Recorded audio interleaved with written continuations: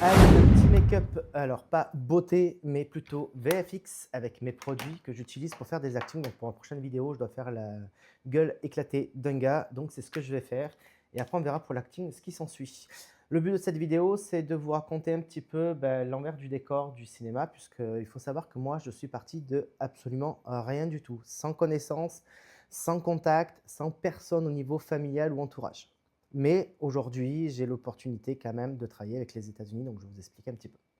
Et je vous dirai bien sûr que ce que je peux et pas le reste. Déjà, on va commencer par un œil au beurre noir. Je mets du bleu, du rouge, des fois un peu de jaune, ça dépend de l'aspect. Mais le but, c'est d'avoir un œil au beurre noir. Donc bien sûr, ne pas faire quelque chose de précis, ça sert à rien du tout. Parce qu'on ne les choisit pas et c'est jamais précis. Donc, tout simplement, bon, il faut savoir que ça a été quand même un long parcours parce que ne connaissant personne et il y a une famille qui était contre tout ça, j'ai dû vite me débrouiller un peu tout seul et c'est ce que j'ai fait jusqu'il y a 5 ans. J'ai commencé donc les premières démarches auprès donc du cinéma. Donc, il faut savoir que moi j'ai fait une école qui a été plus nulle qu'autre chose, qui d'ailleurs a eu des soucis derrière après avec la justice, mais bon, ça ne me concerne pas et ce n'est pas le but de cette vidéo. Donc c'est là par contre où j'ai appris que je savais écrire et que je donnais l'envie aux gens de connaître les histoires que j'écrivais. Et c'est là où était écrit ma première vidéo en termes de série. Et oui, j'ai vu les choses en grand tout de suite. Ce n'est pas à faire, je vous le déconseille parce que c'est compliqué. Mais si c'est ce que tu as envie, fais-le, hein, ne t'arrête pas à ça. Et c'est vrai que pour moi, ça a été une grosse galère parce que au début, je voyais YouTube et puis jusqu'au jour où j'ai rencontré la bonne personne qui m'a dit: «Mais attends, ça c'est pas YouTube, sois pas fou, tu pars directement sur, les plateformes». Et quand on part sur des plateformes, il faut savoir que hop, il est un peu trop large à mon goût, je veux un truc beaucoup plus léger, voilà. Il faut savoir que tout simplement, on n'écrit pas le scénario de la même façon parce que forcément, il y a plus de personnages à prendre en compte, il y a une cohérence beaucoup plus importante et surtout un certain professionnalisme auquel on n'a pas le choix. Donc il faut savoir que moi, j'ai commencé en autodidacte. Donc je ne connaissais rien au scénario, je ne connaissais rien aux histoires, je ne connaissais rien à rien du tout, à part le côté acteur que j'avais depuis toujours. Donc, on va faire une parenthèse très rapide sur ce sujet-là. Enfin, j'ai un petit résumé. Donc, ça s'est plutôt bien passé. On est allé vers les plateformes donc américaines, mais en France, donc Netflix, Amazon Prime et Pathé Séries. Tous ont été unanimes sur une chose, c'est que le projet était super, mais que malheureusement, ce n'était pas une ligne éditoriale dite français. D'ailleurs, si ça vous intéresse d'en savoir un peu plus, dites-moi-le, je vous le mettrai, je vous ferai d'autres vidéos sur ça. Voilà, donc n'hésitez pas. Donc du coup, une fois qu'on a eu les refus de Netflix France, Amazon Prime France et de Pathé qui disaient que c'était un projet super, très ambitieux, mais que malheureusement, soit ils n'avaient pas le budget, soit c'était pas une ligne éditoriale, du coup, on a décidé, enfin j'ai décidé de partir auprès des États-Unis. Et c'est là où va commencer plusieurs problématiques. Parce qu'il faut savoir que déjà, quand on est en France, partir aux États-Unis, c'est très, très, très, très compliqué parce que, il faut savoir, je ne sais pas si vous l'avez remarqué, mais les moteurs de recherche, comme Google, ont tendance à vite limiter au niveau des frontières. Donc, par exemple, moi, je sais que j'ai galéré de fou à pouvoir aller aux États-Unis et trouver surtout les renseignements. Mais en soi, c'est pas grave puisque j'ai eu l'opportunité d'avoir une personne qui m'a apporté un certain contact par hasard, qui était par rapport à sa famille. Ne vous réjouissez pas trop, c'est pas si ouf que ça. Et en fait, cette personne-là, il s'est avéré que, soi-disant, il travaillait donc avec Netflix et tout ce qui s'ensuit. Donc j'ai dit, génial, est-ce que tu crois qu'il voudrait et tout. On a décidé de faire un premier contact, chose qui a été fait assez rapidement. Et en effet, sur le premier abord, il paraissait sérieux et sincère. Et ça, je vous dis bien au premier abord. Là maintenant, on le voit un peu trop. On l'a tenu et voilà. Donc, à partir de là, on a fait le premier rendez-vous et il m'a dit: «Écoute, ton projet, il est super, il est génial, il faut faire un petit teaser». Donc un petit teaser, c'est un peu comme une bande annonce, hein, et nous allons, pouvoir l'envoyer auprès de chez Netflix, et ils vont vite nous répondre et on pourra le vendre et cetera. Donc les belles paroles et quand on débute dans le milieu, on a tendance à gober un peu tout, surtout quand, ces personnes-là viennent de personnes qu'on considère comme la famille et que même ces personnes-là pensent qu'ils sont, du même abord, comme la famille aussi. Donc du coup, qu'est-ce qu'on fait? Allez hop, on va faire une plaie ouverte. Donc du coup, qu'est-ce qu'on fait? On fait tout et en effet, c'est vrai qu'il s'appelait donc Roman, je n'ai aucun scrupule à dire son nom et c'est vrai que j'avoue qu'il était confiant. Après, il ne savait pas parler 100 français, donc il y avait une personne qui avait été rajoutée, qui travaillait avec lui à l'époque et je dis bien à l'époque parce que depuis elle ne travaille plus et parce qu'il l'a arnaqué aussi. Et il faut savoir que du coup, bah, à partir de là, c'était génial parce qu'on s'est dit: «Bah, youpi quoi, allons-y». Donc je lui dis: «Oui, mais par contre, qu'est-ce qu'il vous faut?» parce qu'il faut savoir que moi, entre temps, j'avais ouvert donc une entreprise, comment on appelle ça? De boîte de prod. Je sais pas si ça va le faire.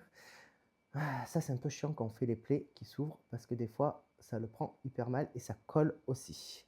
Donc du coup, j'ai dit: «OK, tout va bien». J'avais l'air, enfin, j'avais de la confiance. Je ne sais pas comment l'ouvrir là, ma plaie. Voilà, hop. Ça, c'est assez chiant à mettre, mais je pense qu'il y a des astuces. D'ailleurs, c'est des professionnels, n'hésitez pas à me le dire. Mais là, la plaie, on va l'ouvrir ici. Donc du coup, quand il y a eu tout ça qui s'est formé, qui s'est fait et cetera, nous sommes passés, sur de la confiance en espérant que tout se passe pour le mieux et donc il a commencé à me dire que par contre, du coup, il faudrait payer. Chose qui est logique, hein, parce que tout n'est pas gratuit et surtout quand c'est son propre projet.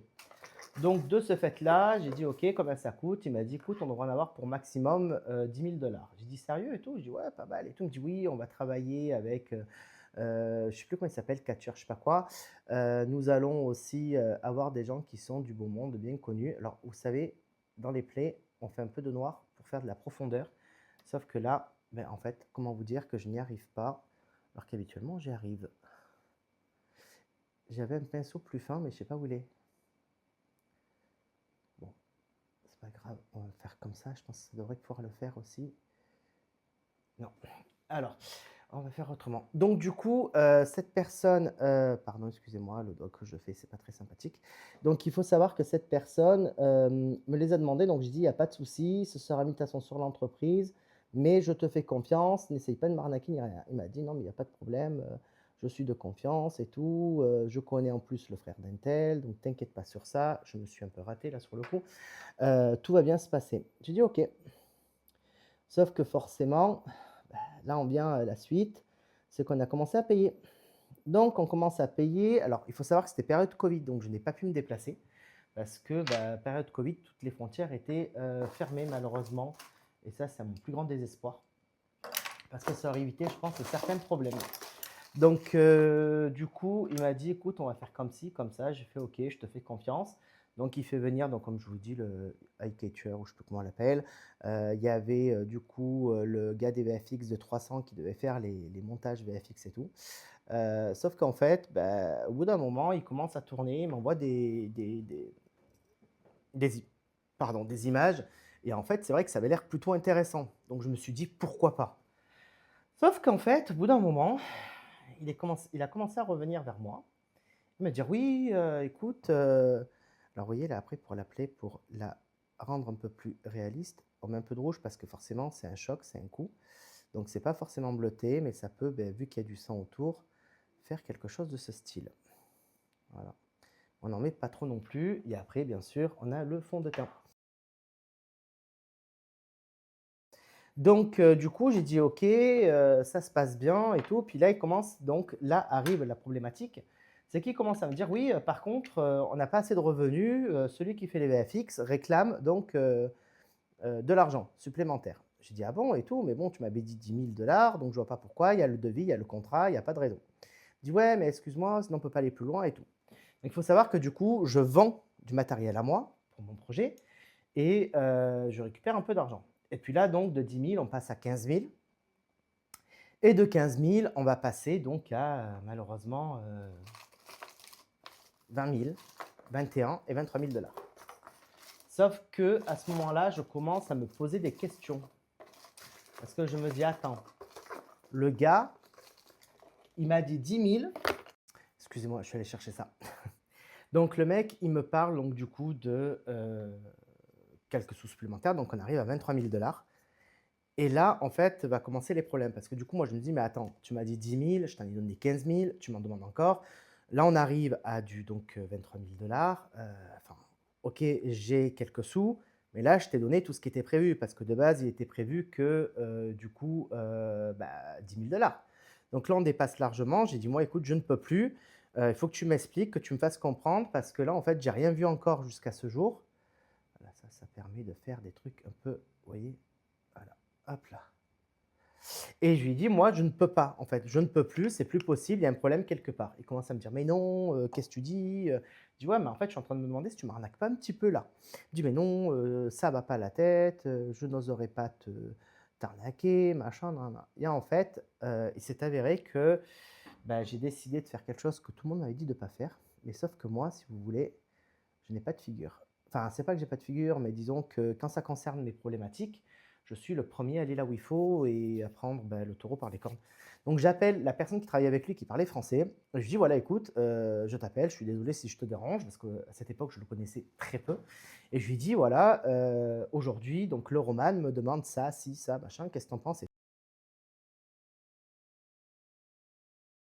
«Oh, oh, arrête de payer parce qu'il y a un problème quelque part». Il me dit: «Déjà, il faut que tu saches une chose, c'est que, bah, ce projet, il est à toi, on est d'accord?» J'ai dit: «Oui, il est à moi. Tu le sais puisque tu étais là, pour les signatures de contrat et tout.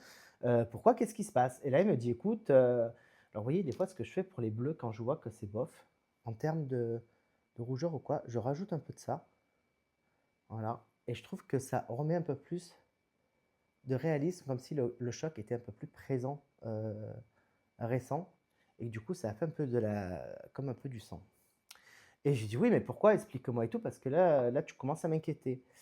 Il me dit: «Non, mais parce que sache une chose, c'est qu'ici aux États-Unis, enfin, il est en train de dire que le projet, lui appartient». J'ai dit: «Comment ça, il dit qu'il lui appartient?» Et j'ai dit: «Non, c'est moi qui ai payé, tu étais là et tout, enfin, tu es au courant». Il me dit: «Bah, ouais». Il me dit: «Mais sauf que tout le monde pense que», et puis il se permet de modifier pas mal ton histoire, en fait, sur tout ce qu'il arrange. J'ai dit: «OK, génial». En fait, je lui dis: «Voilà, mais il y a aussi ce problème d'argent. Moi, je t'explique, j'ai donné tant et cetera. Tu sais que, bah, il avait demandé 10 000, que j'en ai donné 15 000, et aujourd'hui, il m'en demande plus de 23 000 $. Je ne sais pas quoi faire». Il me dit: «Mais ça va pas la tête». Il me dit: «Surtout, ne paye pas. Il se fout de ta gueule, il est en train de t'arnaquer». Donc là, forcément, vous pensez bien les boules quand vous avez lâché 23 000 $ et que en plus de cela, vous avez, bah, vendu des biens à vous pour pouvoir payer et réaliser votre rêve. Alors certains vont me dire: «Ouais, mais pourquoi tu as fait ça? Il fallait bien voir le». Non, au début vraiment, il y avait rien qui laissait douter puisque j'avais son entreprise. Je connaissais des gens qui travaillaient avec, même des gens que je considérais comme la famille, et il faut savoir que tout était en règle de son côté, donc il y avait pas de raison. Mais bon, bref. Donc il faut savoir tout ça pour dire que, bah, faites attention. C'est pas parce que ça paraît beau ou qu'il y a certaines preuves des fois qui justifient, de quelque chose puisse paraître réel, que ça l'est. La preuve, c'est que j'ai perdu 23 000 $ dans l'histoire. Donc, comment vous dire que ça fout bien les boules. Et depuis, je les ai toujours pas récupérés. Ça va faire 4 ans, je crois. Voilà. J'ai voulu voir avec un avocat en droit international qui m'a dit pouvoir le faire, sauf que cette personne-là réclamait en tant qu'avocat international, et ce n'était pas les seuls, parce que j'en ai fait plusieurs, 18 000 €. Donc, comment vous dire, pour après récupérer entre le dollar et tout, ça fait à peu près 20 000 – 21 000 €. Pour récupérer 2 000 €, j'ai dit on laisse tomber. Voilà. Ça a été ma première galère alors je ne regrette pas parce que ça m'a permis de faire de plus grandes choses par la suite, mais j'ai éternué. Donc forcément, voilà, ça m'a appris certaines choses, et puis surtout, ça m'a permis de rencontrer des personnes qui étaient vraiment fabuleuses, qui aujourd'hui sont vraiment mes collaborateurs, qui se sont des gens sincères, qui sont des vrais travailleurs et surtout des personnes très honnêtes. Voilà. Mais bon, il faut voir, comme quoi qu'il y a toujours un peu de lumière, il y a un peu d'espoir, dans le noir et dans le sombre, infini. Voilà, donc ça, c'est la première mauvaise expérience que j'ai eue malheureusement, mais bon, qu'est-ce que vous voulez? C'est la vie, c'est comme ça, et on ne peut pas faire autrement, on ne peut que subir. Surtout une fois que c'est arrivé et qu'on n'a pas trop les moyens de récupérer cet argent. Bon allez, moi maintenant, je vous propose de finir sur cette anecdote. Il faut savoir qu'il a fait des choses sur internet qui sont pas ouf du tout, mais vraiment pas, et pourtant il se faisait passer pour le gars hyper, ouf, voilà. Là, ce qu'on va faire, c'est que je prends un peu de noir. Alors là, j'ai une style de. Je sais pas si là j'en ai un pour vous montrer. Non, là, je l'ai pas. C'est un peu comme une, je sais pas, dans la peinture à l'eau. Alors ça part assez difficilement, ça se met avec de l'eau. Et ça permet donc de faire, quand on le veut, vous savez, ben, un effet un peu sale.